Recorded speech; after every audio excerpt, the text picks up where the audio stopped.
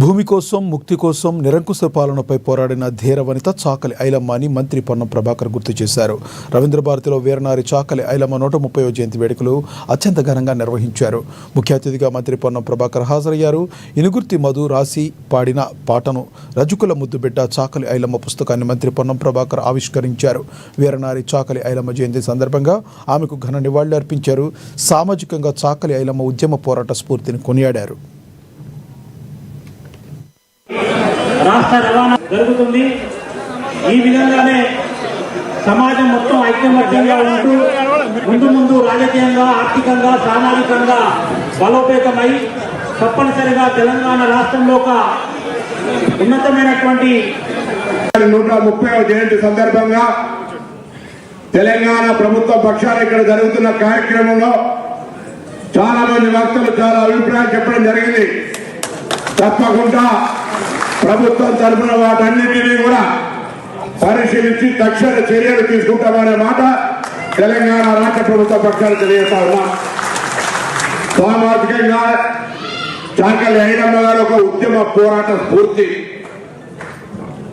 తన పుష్టి కోసమో తన జీవితాన్ని నడుపుకోవడం కోసం పోరాడినటువంటి ఆమె కాదు.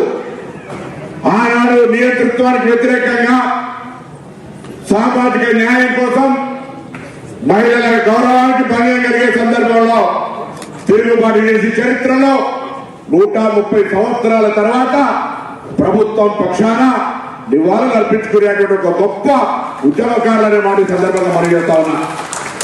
ఇందులో మిత్రుడు అన్యాయానికి మాట్లాడినప్పుడు నాకు చాలా సంతోషం అనిపించింది. ఆయన గురించి లేదు. ఇలా చాలా మంది ఒక్కరు మాట్లాడుతూ ఉన్నారు.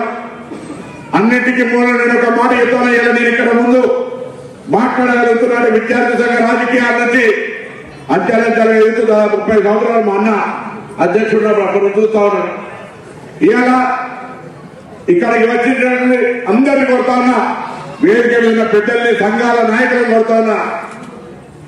అన్నిటికంటే ముఖ్యమైన విద్యను ఎవడు తొందరలు తెలియనటువంటి దాన్ని మీరు పొందడానికి ప్రయత్నం చేయండి. కులవృత్తి ఏకంగా గీతా కార్మికుడిగా, రజకుడిగా, ఇతర కులాల యాదవులుగా, విశ్వబ్రాహ్మణులుగా ఎవరు కులవృత్తి వాళ్ళ గౌరవాన్ని పెంపొందించేది. కులవృత్తి నామోషం కాదు. మారుతున్న కాలానికి అనుగుణంగా సాంకేతికమైనటువంటి విధానంగా ఇవాళ డ్రై క్లీనర్స్ గా లేకపోతే వాషింగ్ ఉత్పత్తి పద్ధతిని మార్చే విధంగా ప్రభుత్వం తరఫున కొన్ని ఏర్పాటు చేయాలి ఆలోచనతో మొన్నటి సమావేశంలో